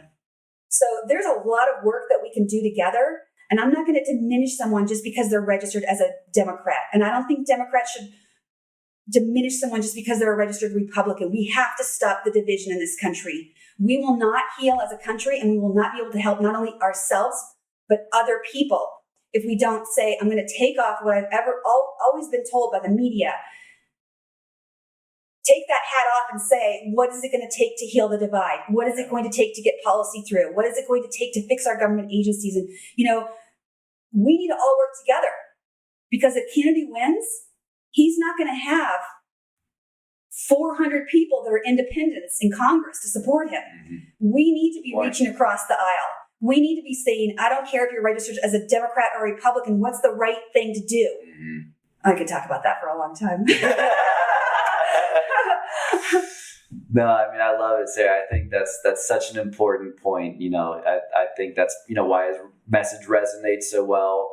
My first Kennedy event was a July 4th parade this past summer. And one of the things that I loved about it so much was it was pretty much a third, Democrats, Republicans, and independents, right? It's people who are like, hey, to your point, these political parties, they don't mean anything. They're just used as a tool to divide us. And the most powerful ones are also the most corrupt ones. We got to start doing things differently. Yeah. And by the way, Kennedy's being heavily impacted and discriminated against by the DNC. Yeah. The focus in the media is on how poorly Donald Trump is being treated by the Department of Justice. And I agree. It's anti-American and should be criminal. But the DNC changed the rules of the New Hampshire primary and wouldn't let Kennedy get any votes there or any delegates. And they refused 3 times to give him Secret Service protection, despite the fact that he had almost an attempt on his life. I mean, we have some bozo who made it onto his property twice. One of those times they made it into his house. Yeah. So, he's very much in danger, and he has to spend his campaign money for his own security. So you look at what the DNC is doing to him. Yeah. And you look at what the DOJ is doing to Trump. These are very dangerous times. They are. Very dangerous. Yeah. The phrase of free and fair elections, I hope that's not just a phrase. Yeah. I hope that can be restored. I agree. Or we have lost this country. Yeah. And it's, particularly poignant for us here in Colorado, where, our Supreme Court says, oh, Donald Trump's not on the ballot anymore, despite never being even charged with insurrection, let alone convicted. It's absolutely bonkers. Right. What happened to your constitutional rights? What happened to innocent until proven guilty? This is a dangerous precedent. Yeah. And people are just so, I get it, because I once suffered from Trump derangement syndrome myself, but it's like, you gotta get over that and start seeing the forest for the trees. There's something much darker, much deeper going on here. And if we don't wake up, we're going to find ourselves sleepwalking into tyranny. We are. We've experienced tyranny. COVID was all about totalitarian controls. Yeah. And the information's coming out now. Yeah. It's coming out more and more and more. I believe it will continue to come out. Thank God for Elon Musk. Yeah. Thank God he's provided us X as a platform. Mm-hmm. And I really respect him. Yeah, me too. And we have to restore free speech, constitutional rights, transparency, or we have lost this country. And accountability, by the way. Yeah. Yeah, I think it's terrible what's happening to Trump. And I don't really care if you like him or don't like him. We need to be a country of ethical justice for all. For all. Yeah, which is another reason, once again, Kennedy's the attorney, He's right there. Have you seen Kennedy take much of a stance on human trafficking? So a little bit. And I have actually spent hundreds of hours listening to Kennedy. Mm-hmm. He's very, very good in podcast format, like what you and I are doing. He has a disability with his voice. His vocal cords are damaged. So he's not good in the soundbite area. But if people can just get past that and actually listen to him, he's brilliant in my mind. And I've learned a lot from him about literally every single topic, not just vaccines. I mean, his positions on Ukraine are fascinating. And he brings the receipts for that too. He does. So it's quite interesting to actually listen to him. I was an international relations and major in college. Uh-huh. And I've learned more from him than I ever did in college about a variety of topics. So now I got off track. We were talking about what has he said about human trafficking. Oh, thank you. Yeah, okay. Yeah. So in doing all of this listening to him of podcasts and speeches that he's made, I've gone all the way back to the year 2005 listening to various speeches from him. He's very firm on children and protecting children and wanting to make sure children are safe and healthy. And because of the fact that he has overcome addiction issues, I mean, he's been in recovery for 40 years. So he has a deep heart for helping other people. And he really understands humanitarian issues. And he really understands that people who have addiction issues are trying to fill a hole in their heart. And it's important that we not forget about them. And it's also important that we not forget about children and children's rights and protections for children and restoring children to a good old-fashioned childhood innocence life, you know? And so so I haven't heard him specifically talk about human trafficking, but I remember hearing him at least once talk about sex trafficking and just the horrors of this particular crime. Yeah. And once again, I need an attorney.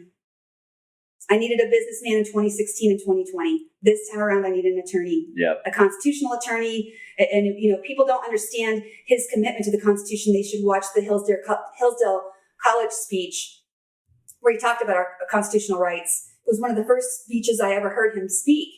And that's what made me curious. I'm like, who the heck is this guy? Yeah. And then I started listening to more and more of his speeches. Like I said, I've gone all the way back since 2005, and he's been consistent over the years. He is a fierce advocate for health, safety, and respecting human rights.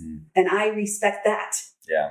And, you know, he took Sarah Bridges, I think that's her name, is it right? Sarah Bridges is the hero. Sure. Well, she's the one who went to him, and her son had been horrifically damaged by a vaccine. And she went to him, and she actually camped out on his front porch and said, read all these papers. I'm not leaving till you do. And she was just very insistent and passionate. And when he started digging into it, he thought, okay, she's right. There's a documented pattern here.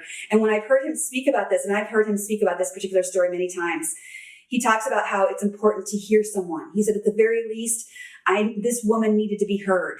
And I thought, what kind of man says something like that? So this woman went to his home with a stack of documents and said, I'm not leaving till you read this. And his first thought was, this woman needs to be heard. And then he took it on as a cause.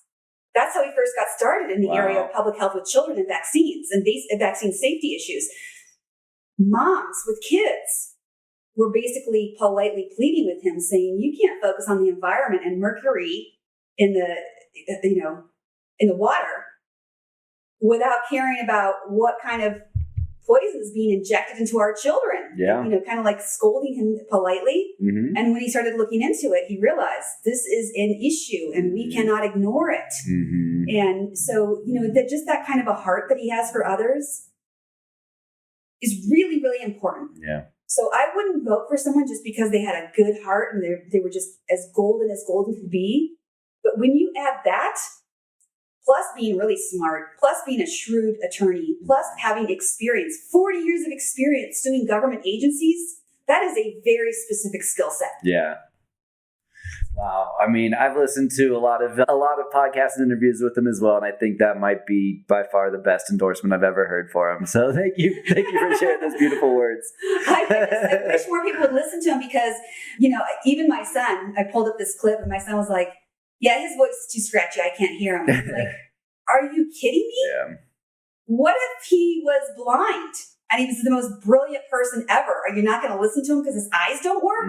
You know, we have to become bigger than that in society, especially we're at a tipping point in this country. We are. And we don't have much longer to hang on. So we need to put aside, and I don't even notice his voice anymore. Do you? No. I'm so used to it. If I heard him with a regular voice, I go, what happened to Kennedy? So, you know, I would encourage people to go, okay, let's just get off we have to turn this country red. Why don't we just say, we have to turn this country back to a country of justice and fairness and opportunity for all and the constitutional rights that we should all be afforded. I'd like to hear more of that kind of talk. I would too. Instead of the hatred and the division. I totally agree. So, wow. Well, Sarah, this has been such an amazing conversation. I really appreciate you coming over tonight. Were there any topics that we didn't cover that you wanted to make sure to touch on? No, just I would encourage people to get involved in the political process. If you want to help in the area of sex trafficking specifically, I'm going to ask for two things. One, pray for victims who are currently trapped and pray specifically for their faith, because if they have faith in God, they can pray for God's comfort. Two, please join me in demanding HIPAA privacy rights and laws for anti-trafficking organizations so that when a survivor goes to get help, she will be afforded the opportunity for safe and effective and ethical healing so she's not re-traumatized. And the third thing that you can do is to get involved on a local level supporting DAs who care about victims' rights and constitutional rights. I love it. Sarah, thank you again. This was such an amazing conversation. Thank you. I appreciate your spirit. I appreciate that you know so much about this topic. It's really fun to have this conversation with somebody that really understands what kind of questions to ask and how deep this problem goes in society and in the world. Yeah.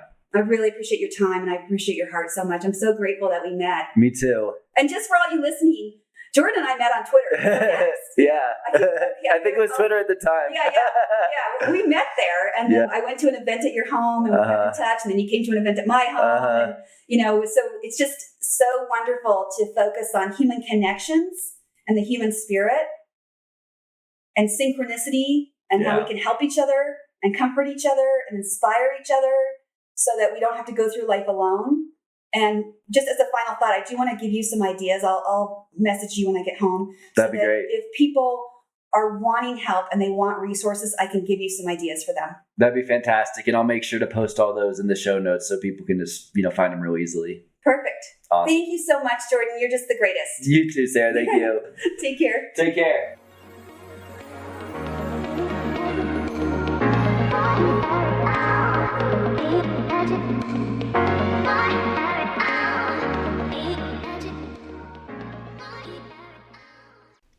Thank you all for listening, and I hope you enjoyed the episode. Since my conversation with Sarah, I've been considering how to eradicate human trafficking, how we can build a society free of its evil. This is a big, complicated problem, but here are 5 ideas to consider. First, acknowledge the problem. Human trafficking is the fastest growing criminal enterprise in the world. Estimates are that 8 million souls, 2 million of them children, are currently enslaved in human trafficking networks. This is a massive global problem. A tree with roots connected to organized crime and old pockets of money. The slave trade in America did not end with the Civil War. It simply went underground. Deal with those implications. 2. Listen to the survivors. Stalin said, "A single death is a tragedy. A million deaths is a statistic." My friend Sarah is not a statistic. She is a spark of the divine manifest on earth. And she had these human experiences. Listen to what she has to say, and then deal with those implications. Number 3, help survivors heal. Pray that they find faith. Protect their HIPAA rights. Ensure proper oversight of anti-trafficking orgs, NGOs, and 3-letter agencies. Take local action. Elect good politicians who refuse to be corrupted or compromised. Support the good law enforcement officials and remember that rule of law is a fundamental pillar of democracy. Send the survivors love. Number 4, hold the perpetrators accountable. Each human life is of equal value. No man is free to enslave another, regardless of assets on the balance sheet. So to George Soros and the rest of the oligarchy, the men and women destroying this country from the inside out, you are done. Your days of profiteering from market manipulation, manufactured wars, drug smuggling, and human trafficking are done. I don't care how high your status on the Epstein client list. If you rape, tortured, murdered, and/or consumed children, you are done. And as we cut off the head of the Hydra, we must hold local perpetrators accountable, too. The tentacles of this criminal enterprise run deep, and the forces of social engineering have deceived us in strange ways. We should take nothing for granted and remain vigilant as we come to terms with the truth and as we bring the perpetrators to justice. Number 5, take local action. Participate in your community. The burden of not being a slave is that you bear civic duty, a responsibility to participate in your own self-governance. Research your local politicians and only elect those who refuse to be corrupted or compromised. Even better, run for local office yourself. Participate locally to solve globally. Now, a few final thoughts. First, I don't care how much you hate Donald Trump or how badly you're still suffering from Trump derangement syndrome or TDS. We need to give credit where credit is due. To President Trump, thank you. Thank you for exposing the evil of human trafficking. In breaking through the media blockade, connecting the public to truth. reawakening the courage good needs to fight evil, helping us to remember who we are. To the survivors, we are sorry for the times your stories fell on deaf ears. We are ready to listen. To the perpetrators, your days are numbered. Please come forward, end the cycle of violence, and connect with God as to matters of your soul. To the public, ignorance is not bliss. Once you are awake, you cannot go back to sleep. Research human trafficking and do something to end it.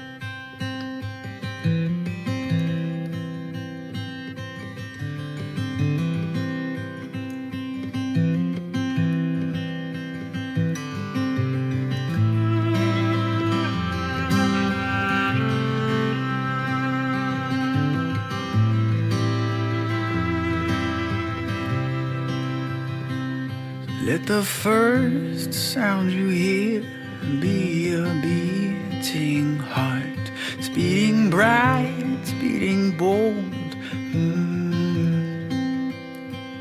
As when your eyes come to me, I'm humbled constantly, a supernova in sight.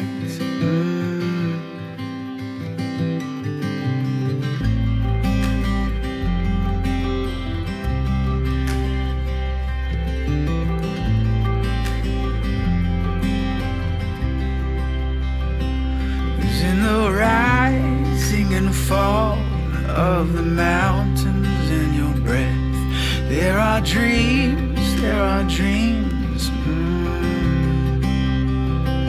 Remember, yours is the heart that paints the world the very best in the colors of your life.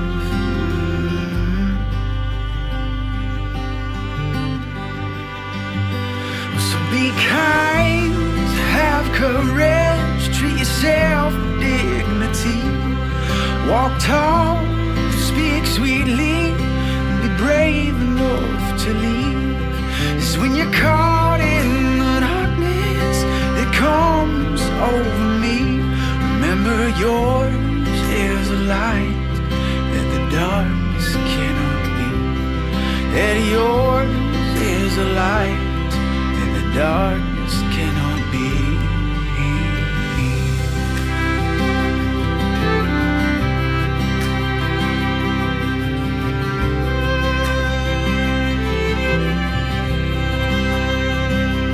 May you find that your heart, it burns as big as your mother's, and your smile just as bright.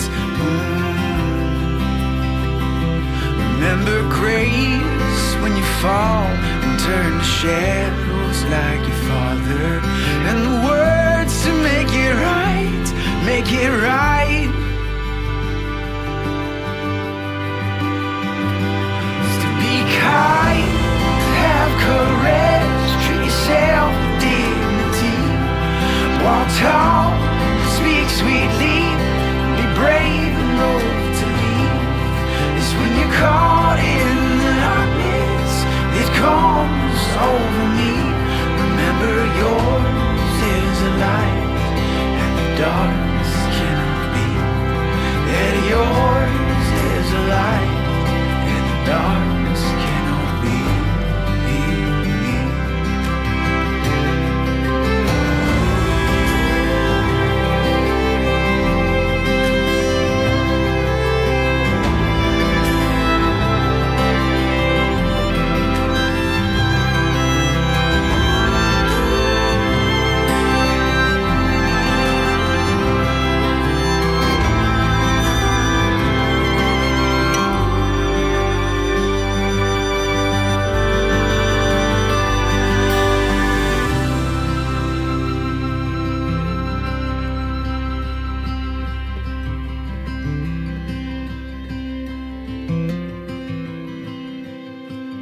And as you fall into stars, find your place among the orchards. Know you're perfect as you are.